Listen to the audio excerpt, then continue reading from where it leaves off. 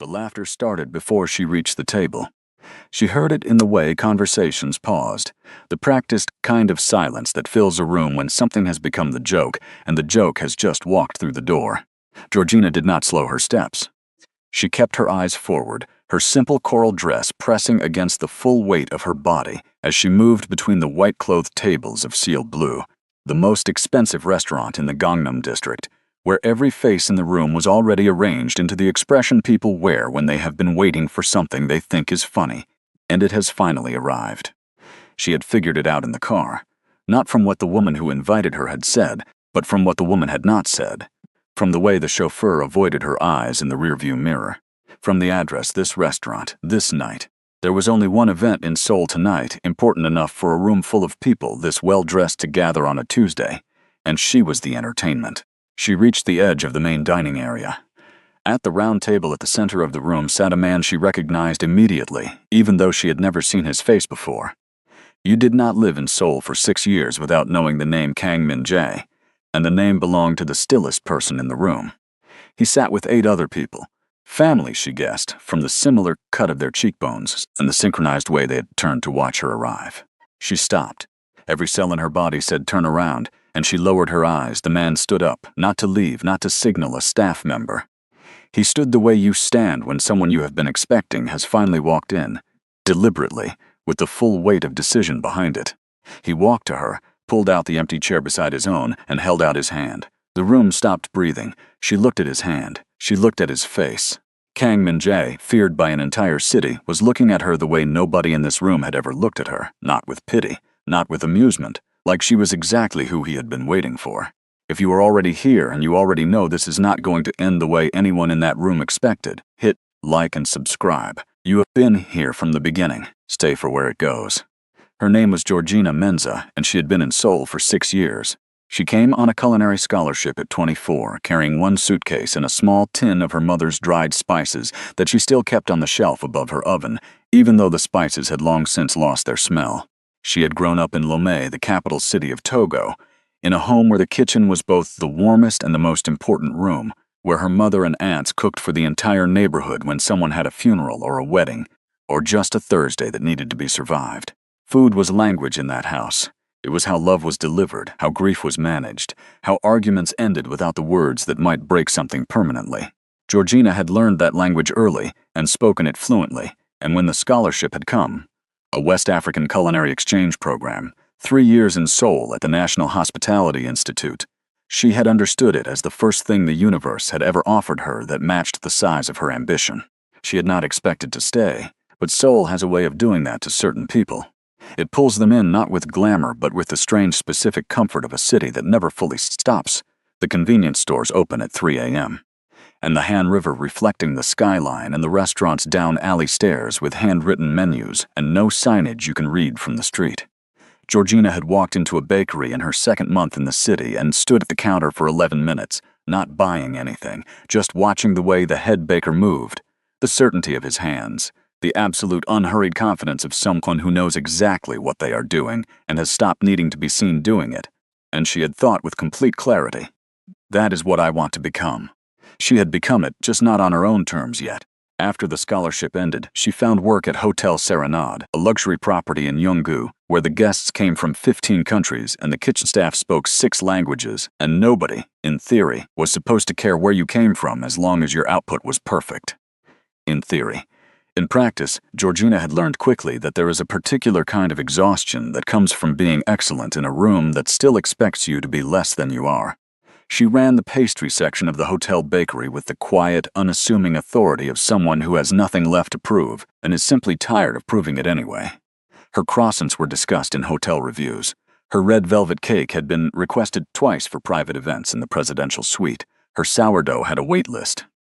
None of this had ever resulted in a promotion, a raise beyond the standard annual increment, or even on most days, an acknowledgement from the floor manager who approved her weekly supply orders and had once asked her, in her 3rd year, whether she had meant to apply for the pastry section or the cleaning staff. She had not dignified that with a response. The head baker position had gone to a man named Seo Jun, who was competent and pleasant and had worked at the hotel for 2 years, which was 4 years less than Georgina. He did not know it bothered her. Nobody in that kitchen knew anything about what Georgina felt, because Georgina had long ago learned to keep her feelings in the same place she kept everything else that mattered. Somewhere nobody could see them, folded carefully under the professional silence she wore like a second skin. She smiled at the right moments. She answered questions precisely. She clocked in at 5 in the morning and was usually still there at 7 in the evening. And she ate her lunch alone in the small break room at the back because the main lunch table had, several years ago, become a space where conversations paused and reconfigured when she sat down. After the fourth or fifth time that happens, you stop sitting down. You find a corner that is entirely yours and you make it good enough.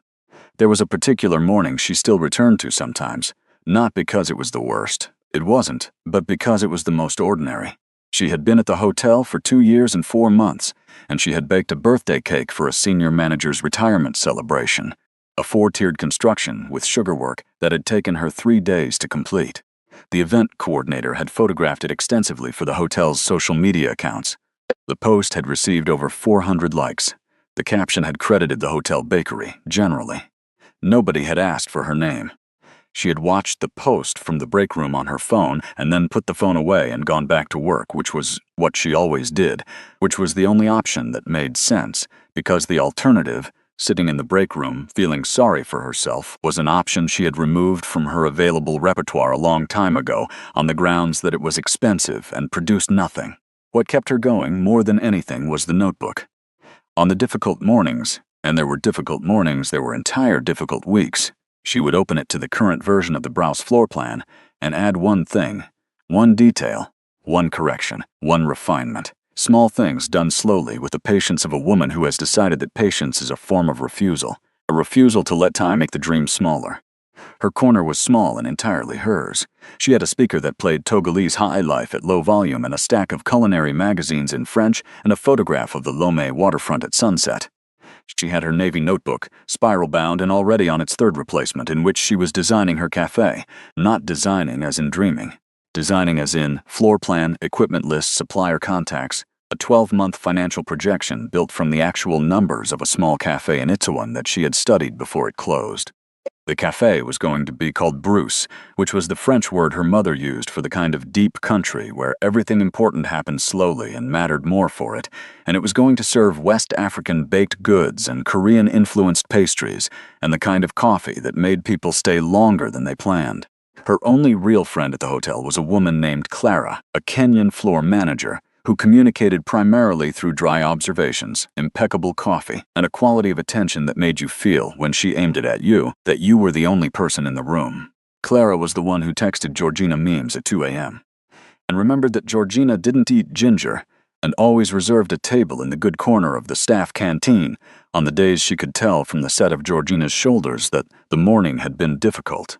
Their friendship was the easy, unspoken kind that feels like breathing. You don't notice it until something threatens to take it away. Georgina had not noticed yet that something was threatening to take it away. The message had come through the hotel's internal recommendations board, a digital notice board where vendors and partners sometimes posted professional opportunities for staff. It was brief. A woman identifying herself as a representative of the Seoul Entrepreneur Alliance was inviting culinary professionals with small business ambitions to attend a private networking dinner where investors and grant coordinators would be present. Dress code, coral was appropriate. Georgina had read it 3 times, then shown it to Clara. It says coral dress is appropriate, Clara read. That's specific. Networking events are usually specific about dress code. Clara had looked at her with an expression Georgina filed under things I am choosing not to examine too closely and said, "Okay, go. But text me when you get there." She had not texted Clara when she got there, because by the time she understood what the event actually was, she was already standing at the entrance of Ciel Bleu with the maitre d' leading her across a dining room full of people who had already started laughing. She calculated the situation in the 3 seconds it took to cross the threshold. The details assembled themselves quickly. The formality of the setting, the layered wealth of the guests, the round table at the center with its single empty chair positioned with deliberate precision across from a man who sat with the stillness of someone accustomed to being the center of gravity in any room he entered, and the laughter, muffled, satisfied, the amusement of people who have arranged something they find privately delightful and are watching it arrive. She was the joke. She understood this with the clinical clarity of someone who has been the joke before and has developed an almost scientific capacity for identifying it early. What she had not counted on was the precise flavor of this particular humiliation. Not simply her appearance, though that was certainly part of it, but the context. They had chosen her specifically. Someone had looked at the available women in Seoul and had thought, yes, this one, the large West African woman from the hotel bakery. Perfect. He will hate it. She will never know why she was really there. For one moment, she let herself feel it, the hot, specific shame of being made into a prop. Then she folded it away. She kept walking. Maybe because turning around would have given them the satisfaction of watching her retreat. Maybe because the part of her that her mother had shaped, the part that said you finish what you start, that you do not give small people the dignity of making you run, was louder in that moment than the part that wanted to leave. She had walked into rooms that did not want her before. She was still here. She was still walking. She reached the edge of the central table. The empty chair waited. She could see the man clearly now. Kang Min-jae. You did not live in Seoul for 6 years without absorbing that name and the particular weight it carried in conversation. The way people said it more quietly than the words around it. The way it appeared in the business press, always adjacent to words like controlled and decisive, and a third word that changed depending on who was writing, but meant, in every version, dangerous. He sat with the composed immovability of a person for whom stillness is not passivity but a choice, and he was looking at her, not the way the rest of the room was looking at her. Not with amusement, not with polite but dismissive acknowledgement. He was looking at her with the expression of a man who walked into a room expecting one thing and found another entirely and was, at speed, deciding what to do about it. She lowered her eyes. The exit was already composing itself in her mind. He stood up. The sound of his chair moving was distinct in a room that had gone very quiet, very fast. He walked around the table to where she was standing, pulled out her chair, and held out his hand with the simple, unhurried gravity of a man who has made a decision and is not going to perform it for anyone watching. Georgina looked at his hand. His palm was turned upward, an offering, not a demand. She took his hand. She sat down. The silence lasted longer than rooms usually permit. Then the conversations resumed, strained, recalibrated. The people at the table had stopped smiling. The woman who had arranged the evening, Min-jae's aunt, Georgina would learn later, a lean woman in a Chanel suit, was staring at Min-jae with the expression of a person whose weapon has just been turned around. Min-jae sat down beside Georgina and poured her water. "They brought you here to embarrass me," he said in English quietly. "By extension, they wanted you to be embarrassed too." "I am sorry for that." Georgina picked up her water glass. Her hand was entirely steady. "I had figured that out," she said. "I know. You kept walking anyway. I did not want to give them the satisfaction." Something moved in his face. Not a smile exactly, but the preliminary architecture of one. "Neither did I," he said. They looked at each other across a silence that had become something entirely different from what anyone in the room had intended. Dinner was served. He had asked her, somewhere between the second course and the dessert cart, how she had chosen Seoul out of everywhere she might have gone. People usually asked this when they were surprised by her presence, surprised that she was here, that she had stayed, that the city had not returned her to wherever they assumed she came from. She had answered it many times in many versions. She did not give him that version. She gave him the real one, which she had not offered to anyone in Seoul in 3 years, that she had stayed because of a smell. Because one afternoon in her second year, walking through Insadong in the fall, she had smelled something, roasting chestnuts and dried persimmon and the specific cold air quality that Seoul has in October, that had made her think for the first time, this is mine too. Not in the possessive way, in the way of belonging. Min-jae had been quiet for a moment after she said this. Then I felt that once. I was 11, coming back from a year in Switzerland where my father had sent me for school, and I came down the steps at the airport, and the air was cold and it smelled like roasting corn from the cart outside, and I thought, I am home. Even though it was also the city where everything was complicated and nothing was simple. Even complicated things can be yours, she said. Yes, he said. I think that is actually what mine means. When dinner ended, Min-jae stood first and held out his hand once more. I'll drive you home, he said. It was not exactly a question. Georgina considered him, this dangerous, still inexplicable man who had done the one thing nobody in the room had predicted and said, I live in Mapo. I know where Mapo is, he said. She took his hand. The car was a black Mercedes, sealed and quiet. His driver sat in front without speaking, and Min-jae sat beside Georgina in the back and said nothing for the first 4 minutes. Georgina looked out at the Han River as they crossed the bridge and let the silence be what it was. She was good at silence. She had learned in 6 years of lunches alone and mornings in an empty bakery and evenings in a one-bedroom apartment, 3 subway stops from the center of her own life, that silence was not the same as absence. "How long have you been in Seoul?" he asked. 6 years. What do you do?" "I bake. Hotel Serenade in Yonggu pastry section." A pause. "That is a good hotel. It is a good bakery," she said. "Different thing." He looked at her. The bridge lights moved across his face. "You wanted something different?" "I want my own place," she said. "A cafe. West African and Korean-influenced baked goods. I have a business plan. I have had one for 3 years. What is stopping you?" "Capital, licensing. The specific variety of confidence required to believe that a city will let you have something that is entirely yours." He was quiet for a moment. "Seoul lets you have things," he said. "It simply makes you earn them in ways that are not always fair."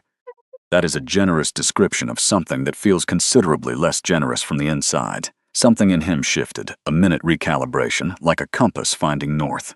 "What is the cafe called?" "Browse." "What does it mean?" "French, the deep country. The kind of place where things happen slowly and matter more for it." He did not say anything to that. He looked back at the window. She watched his face in the glass and thought, "I do not know what you are, but I know what you are not." When the car stopped at her building, he did not move immediately. "I want to apologize again," he said, "for my family's arrangement." "You already apologized. That was before dinner. You do not need to keep apologizing. You already did something about it. That is not the same thing as an apology." "No," she agreed. "It is better." She got out of the car. At the door of her building, she turned because something in her needed to confirm it was real. The car was still there. He was looking at the door she had not yet gone through. She went inside. She told Clara everything the next morning, standing in the back corridor of the bakery with their coffee cups. Clara listened without interrupting, which was how Georgina knew it was serious. "He apologized," Clara repeated. "Twice. Kang Min-jae apologized to you twice. He drove me home." Clara looked at her coffee, then at Georgina. "Gina, you know what he is. I know what everyone says he is. Those two things are close enough together to matter." Georgina refilled her coffee. "I know. I am not being naive. It was one dinner.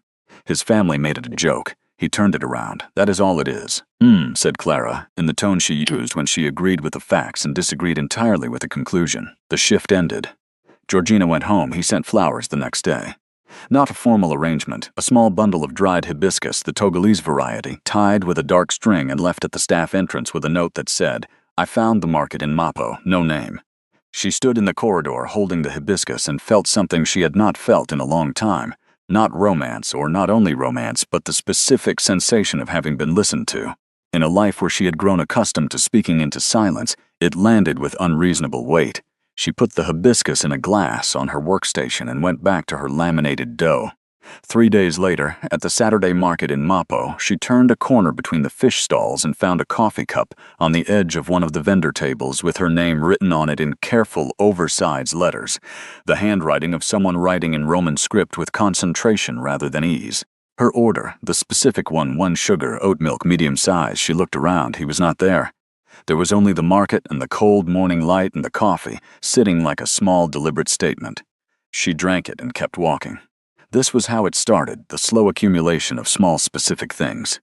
A week after the coffee, a magazine on her doorstep opened to a profile of a West African woman who had opened a successful patisserie in Paris. A week after that, someone had renewed the Korean business licensing newsletter she'd let lapse. 2 weeks after that, the faulty oven rack submitted for maintenance 3 times had been replaced over the weekend with no work order on file. She knew it was him. She said nothing. Neither did he.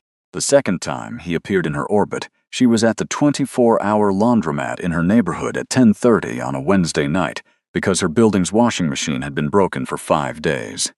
She was sitting on the plastic bench with a book she wasn't reading when the door opened and Min-jae walked in. He stopped when he saw her. She looked up.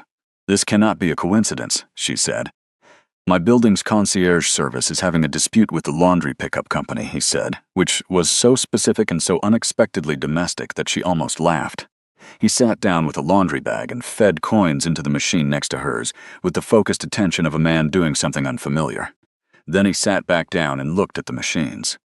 They sat in companionable silence for 11 minutes, watching the laundry turn. When her cycle stopped, he stood up before she did and moved her laundry to the dryer, just did the thing, put the coins in, sat back down, without making a performance of it. She looked at his profile for a long moment and thought, there you are, the person underneath all the other things. They saw each other once more by genuine coincidence at Mafia station on a Wednesday evening. He was alone in a dark coat, and she was carrying market produce and her navy notebook. They stood 4 feet apart on the platform. "Working late?" she asked. "Thinking," he said. "The train came, they got onto different cars." She spent the whole ride home pressing her thumbnail into the notebook cover and trying to decide whether what she was feeling was foolish or merely complicated. Both, she decided. That did not necessarily make it wrong. The Kang Group occupied the 7th, 8th, and 9th floors of a Gangnam building that looked indistinguishable from every other corporate building in the district. Glass and precision and the specific cold beauty of architecture designed to communicate authority without expending warmth. The ground floor signage said Kang Holdings and listed subsidiaries in real estate, logistics, hospitality investment, and private security. All of it was real. All of it had also been built over 40 years on a foundation that predated the corporate branding by 2 decades. Min Jae had inherited the organization at 28 when his father died, with a great deal of ambiguity around the cause and a great deal of argument about the succession. He had not wanted it. He had been honest about this with himself, if nobody else. He had wanted the legitimate side, the hotels, the development projects, the slow, respectable construction of something clean. He had not received that version. He had received everything and had spent 6 years trying to redirect the parts that operated below the official letterhead towards something resembling legality. He was not a good man in the simple sense. He knew this and did not perform regret about it. He had made decisions he could not undo. He carried these things the way you carry old injuries, not as drama but as permanent adjustments to how you move through the world. But he was not a man who operated on cruelty.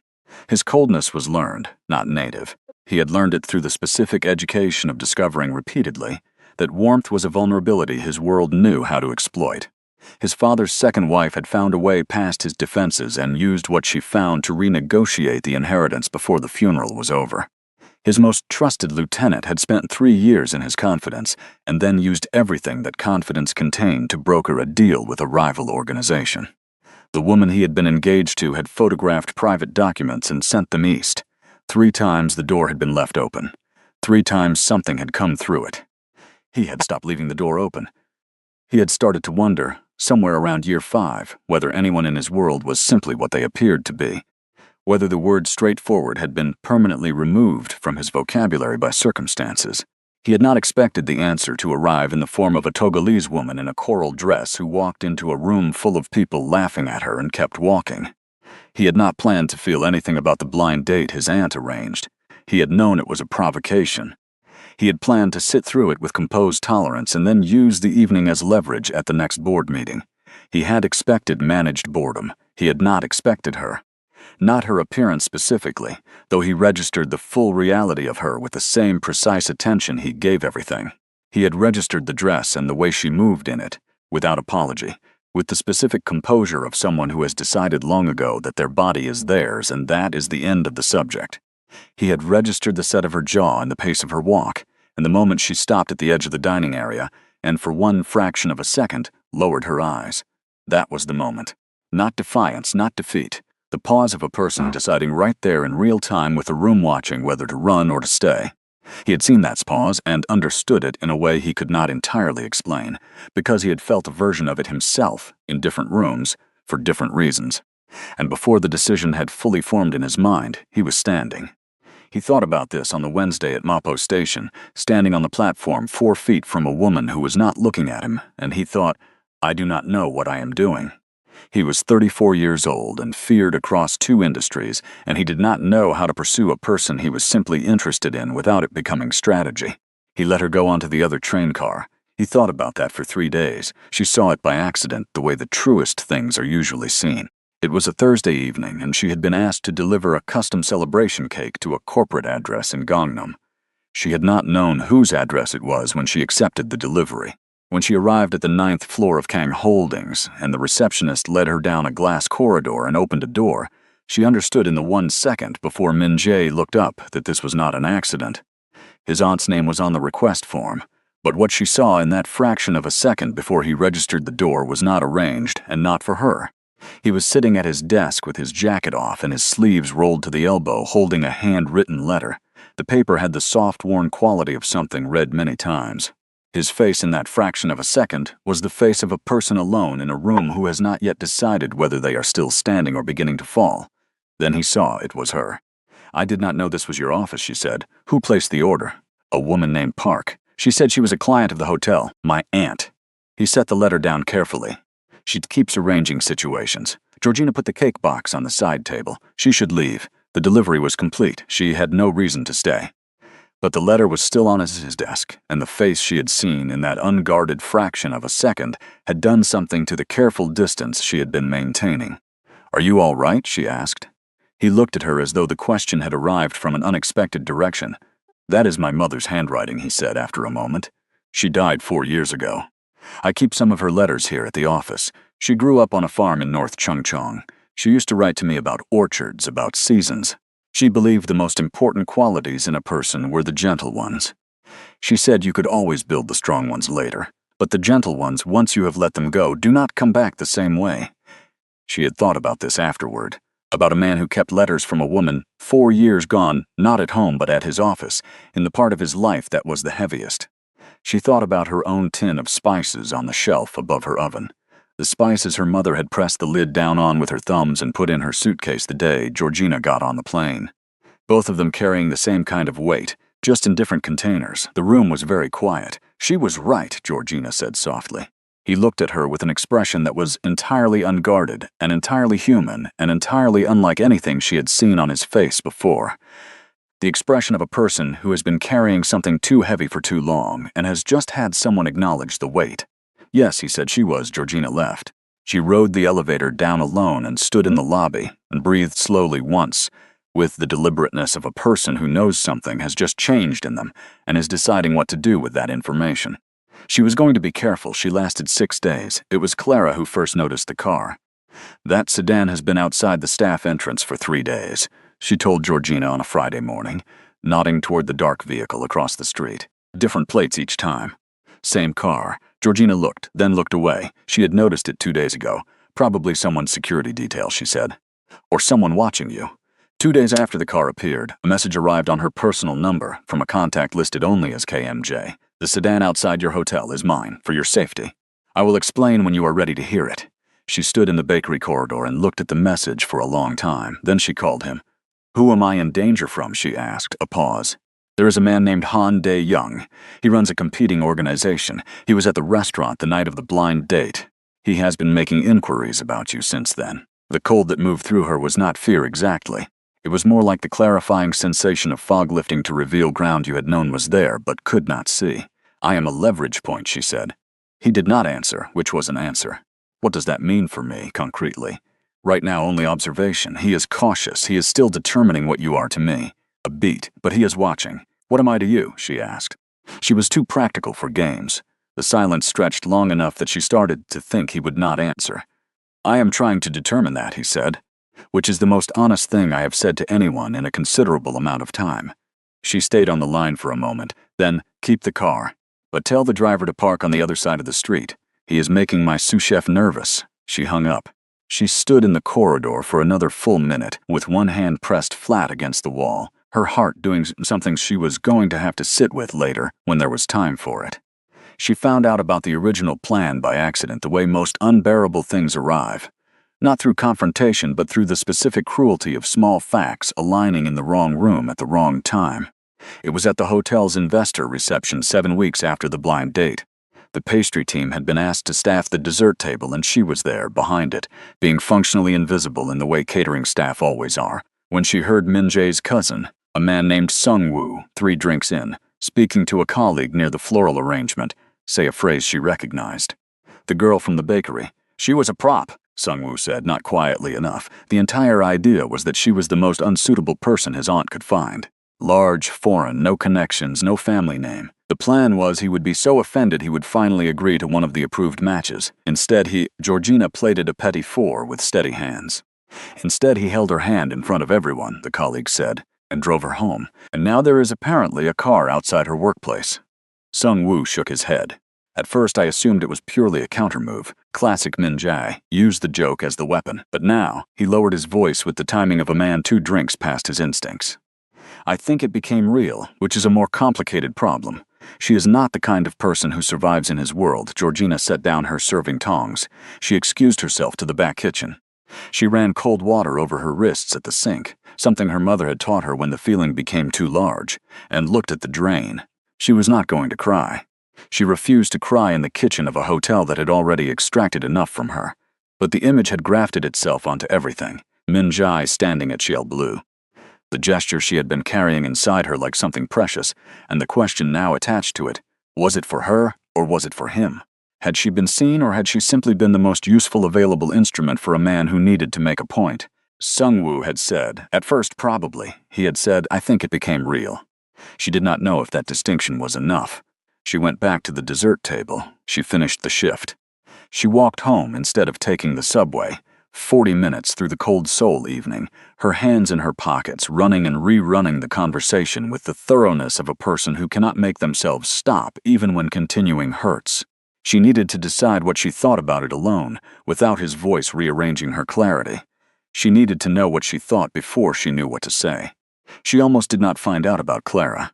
It came to light through the bureaucratic accident of an administrative task nobody thinks about.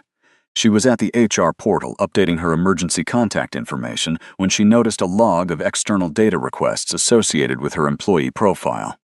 She had never looked at this section before. Someone had submitted her personal contact details, her employment record, and a physical description to an external party 8 weeks before the blind date. The submission was logged under a staff credential code, Clara's code. Georgina sat at the HR terminal and did not move for a long time. She thought about the invitation on the recommendations board, the message she had shown Clara, and Clara's face when she read it. She thought about the specific dress code. She thought about Clara saying, "Go, but text me when you get there," with an expression Georgina had filed away and faithfully not examined. She thought about the word unsuitable and the manila envelope and the photographs and the specific pain of finding out not that you were betrayed, but precisely how precisely the betrayal was constructed out of the things you had trusted someone with. She went to find Clara. Clara was in the staff canteen in the corner table she had reserved for Georgina on difficult mornings for 3 years. She looked up when Georgina came in and read her face in a single second with the accuracy of someone who has been dreading this conversation. "Gina." "Why?" Georgina said. One word. No register beyond direct. Clara closed her eyes. When she opened them, there was genuine shame in them. Not performed, but real, the kind that sits in the body and does not move. And that was almost worse than if it hadn't been there at all.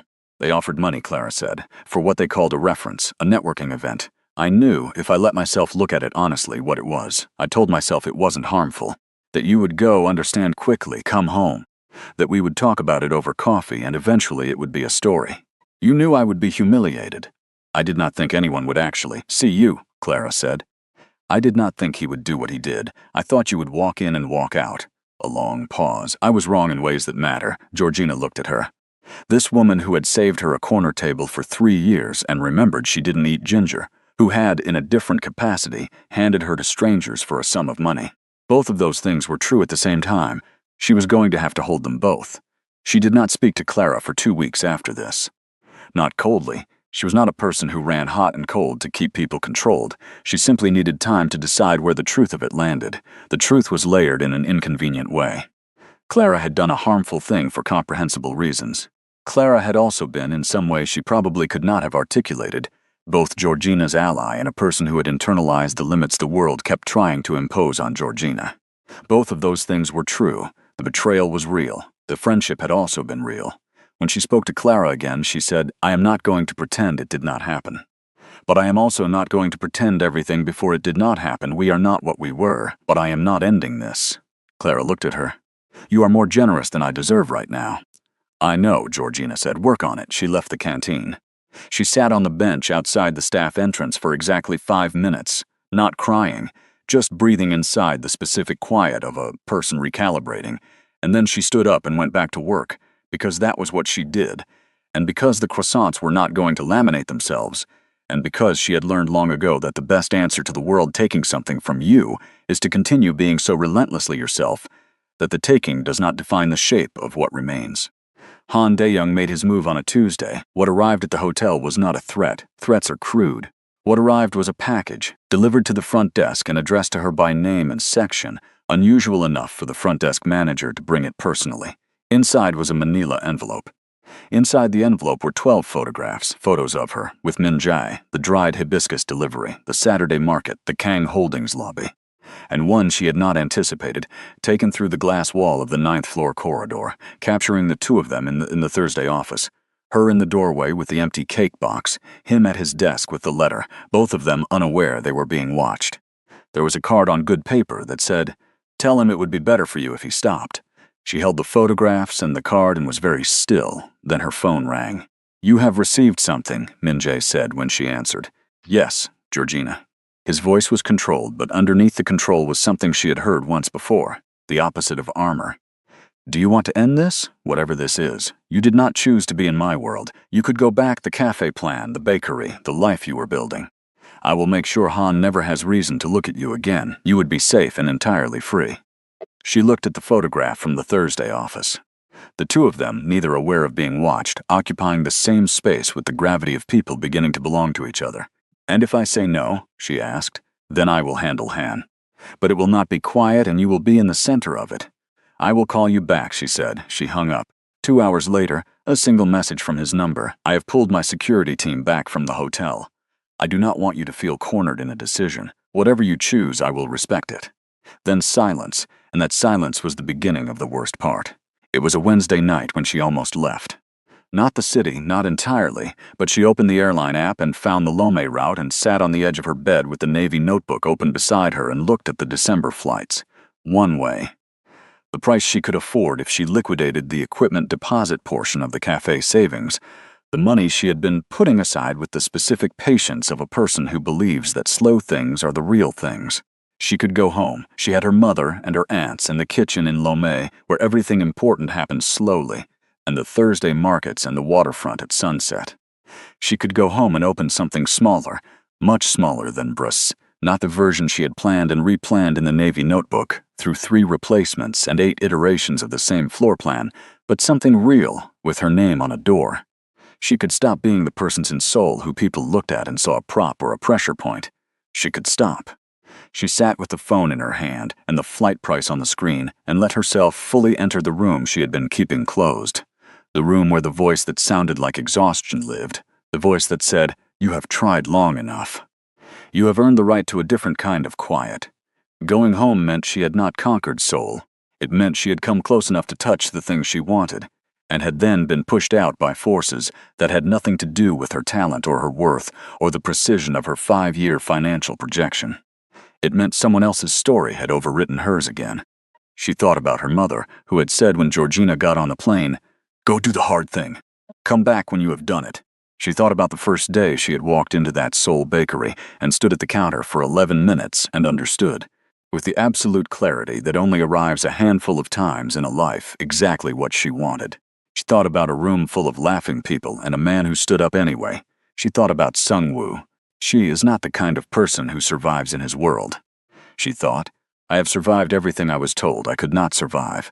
I survived being the only person who looked like me in a city of 10 million. I survived 6 years of excellent work going unacknowledged. I survived a room of strangers laughing. I survived finding out who Clara actually was. I am still here, still baking, still carrying the Navy notebook, still calling my mother on Sunday mornings." She thought about sitting in the break room in the middle of the night, waiting for a call she was not certain would come. She thought about the feeling, not fear, not only fear, of stepping fully into something you cannot step back out of and deciding, consciously, with clear eyes, that you do not want to step back out of it. She was not going to let Han Dae-young's photographs or Min-jae's silence turn her into the version of herself that runs. She put the phone face down on the bed. She opened the Navy notebook to the floor plan of Bruce, 8 iterations, careful annotations, counter depths and window placement, and the specific corner she had already decided would have the best afternoon light, and she looked at it for a long time. Then she opened her email and pulled up the application she had been refining for 3 months, the Seoul Immigrant Entrepreneur Grant Program. She read through it once, made 2 corrections that had been bothering her for a week, and sent it. She closed the notebook. She sent Min-jae one message: "I did not leave, but I need you to stop being quiet. If you want me in this, you have to be in it with me." She put the phone on the nightstand and went to sleep. In the morning before she reached the bakery, "Yes. I know. I am sorry I went quiet. Can I come and tell you everything?" She answered, "Yes. The call came on a Friday morning 3 weeks later, while she was laminating croissant dough. Laminating is one of the most technically exacting things a baker can do.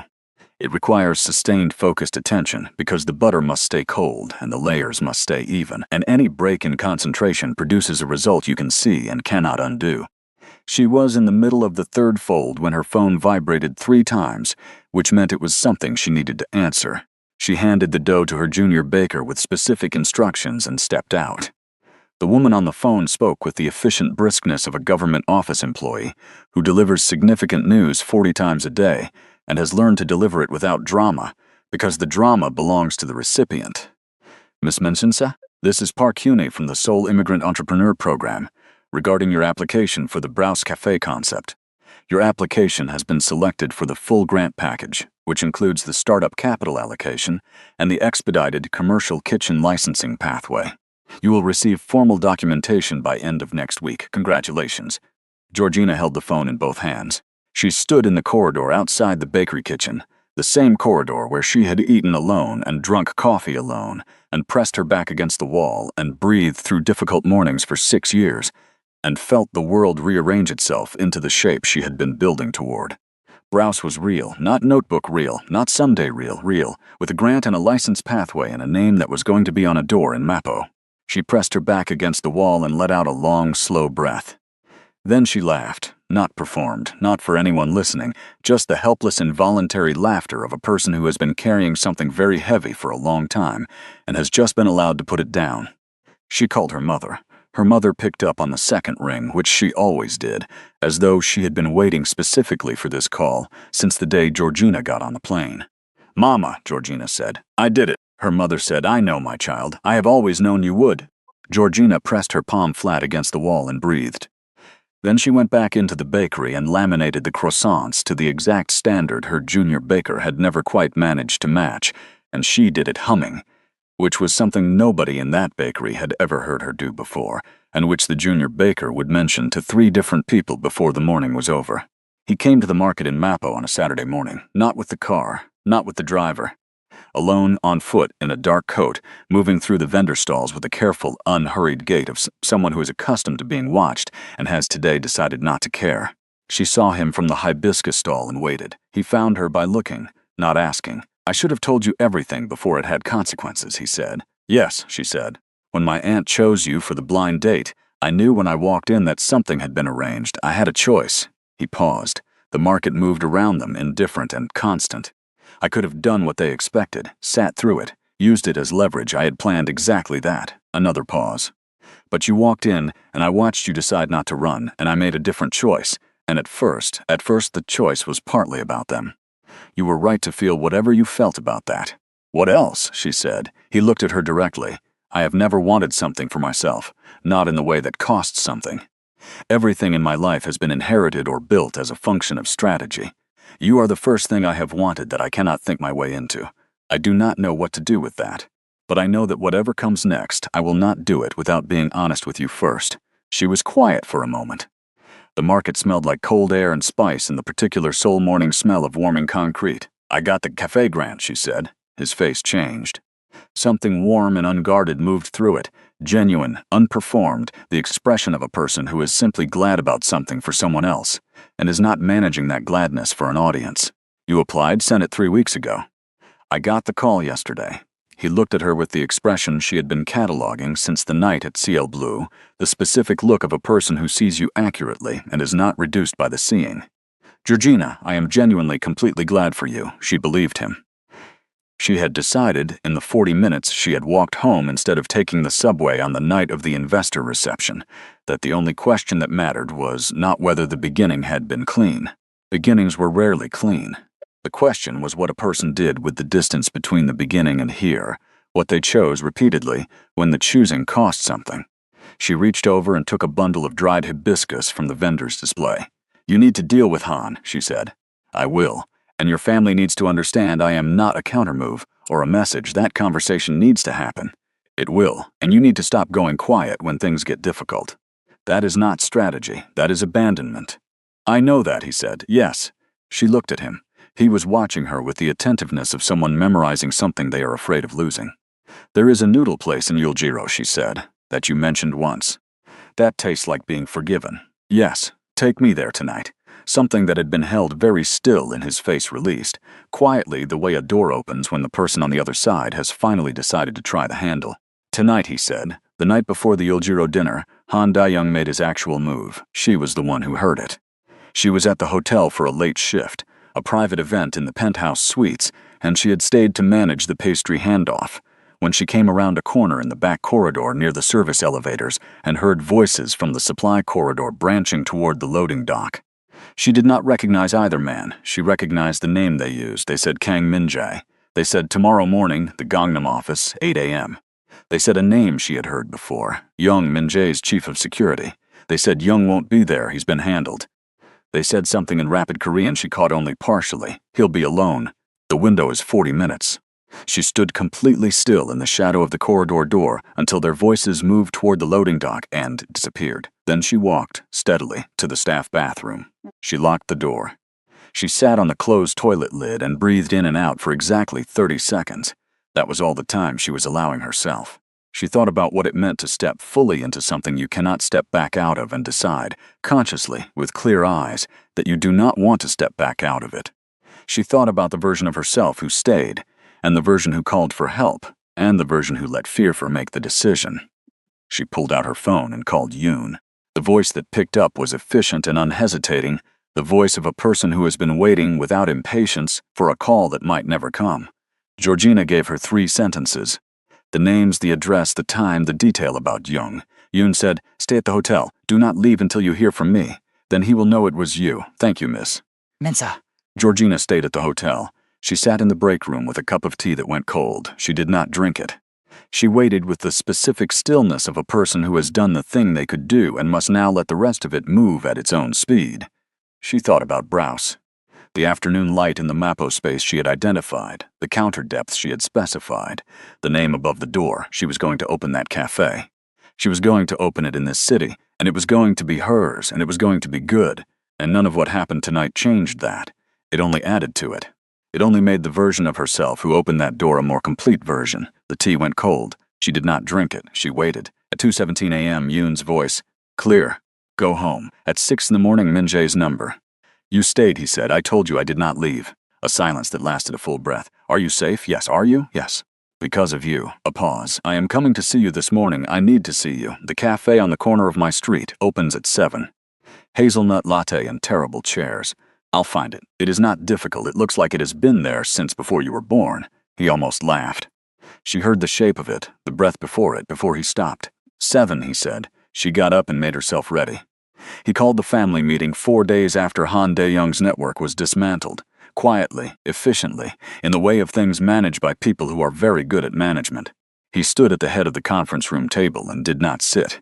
He said that he was not going to get married on a schedule that served their convenience, that the next person who arranged a humiliation as a method of influencing his personal choices would find their relationship with the organization revised in ways they would not find comfortable.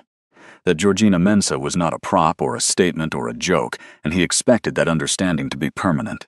His aunt said several things in the practiced tone of a woman accustomed to being the authority in the room. He let her finish. Then he said when she could have run, she stayed. When she had every reason to make the safe choice, she made the right one. That is the measure of a person. She passed it before anyone in this room was given the opportunity to form an opinion worth having. Silence. "What are your intentions toward this woman?" his uncle asked. "To not deserve her," Min-jae said, "but to try." His uncle looked at him for a moment. "That is not a business answer." "No," Min-jae agreed, "it is not." He left the meeting. He drove to the terrible cafe on the corner of Georgina's street and sat in one of the bad chairs with his dark coat still on and a cup of coffee he did not touch, and waited for her the way he had learned to wait for things that mattered.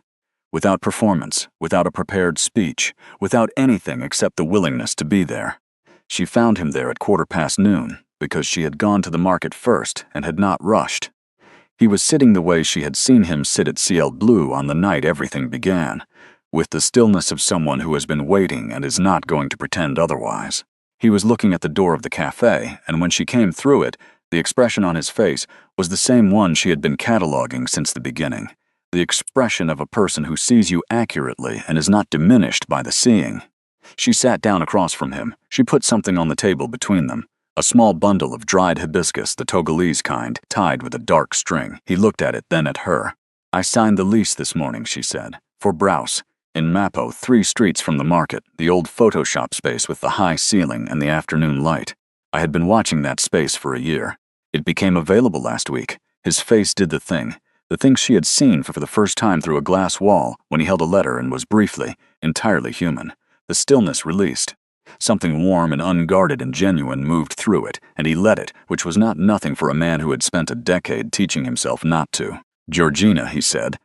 "I am going to need a good latte machine," she said, "and a contractor who does not mind specific questions about counter depth, and someone who knows which of Seoul's licensing offices is most efficiently navigated on a Tuesday versus a Thursday." "I know someone for all 3 of those things," he said. "I know you do." She looked at him across the small table. The light through the cafe window was the late morning kind, amber-toned, unhurried, the light of a city settling into its afternoon rhythm. In it, he looked younger and tireder and more real than he had ever looked in the engineered lighting of Ciel Bleu or the glass precision of Kang Holdings. He looked like a person. "How did the family meeting go?" I said what needed saying. "And most of them will come around. My aunt will take longer. Will she come around eventually?" He considered this honestly. "Probably. Once she understands that my answer on this subject is not going to change." Georgina nodded. "Thank you," he said then quietly, "for the other night. For not calculating whether it was worth the risk and deciding it was worth the risk anyway." "I calculated," she said. "I just calculated differently than you expected." He looked at her. "How?" "I decided that the version of myself who lets fear make the choice is not the version I want to be. And that is a decision I make for myself, not for you." He was quiet for a moment. "That is the bravest thing I have ever heard anyone say." "It is practical," she said. "There is a difference." But she was almost smiling when she said it. He reached across the table and took her hand. The same gesture, the same held-out hand, the same palm turned upward, an offering, not a demand. In a terrible cafe in Mapo, with hazelnut latte cooling in the cups and dried hibiscus on the table between them, with no audience and no performance and no point to make except this one. She took his hand. The cafe kept its noise around them, the espresso machine and the low hum of conversation, and the street doing its afternoon thing outside the window. Nobody turned to look. Nobody arranged their face into the expression of people waiting for something to be funny. It was just 2 people at a corner table in the worst chairs in Mapo, and it was entirely, completely ordinary, and Georgina thought, this is what I wanted. Not the drama of Ciel Bleu or the counter-move or the gesture witnessed by a room, this. 2 people choosing each other in a cafe that looks like it has been there since before they were born, with no audience and no occasion, and nothing at stake except everything.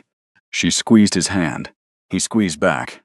Outside, Seoul moved in its particular way, enormous and indifferent and full of the small specific pockets of warmth that the city will allow you, if you stay long enough and look carefully enough and refuse, despite everything, to stop looking. Georgina had stayed long enough. She had found them. If you made it to the end of this story, you already know. This one was different. If Georgina's story moved something in you. If you have ever been the person in the room that everyone underestimated. If you know what it feels like to fold things away and keep walking. If you have ever built a dream in a notebook through 3 replacements and refused to stop. This channel is where those stories live. Like this video. Subscribe so you do not miss the next one. And leave a comment and tell me, what was the moment that hit you hardest? I read every single one. I will see you in the next story.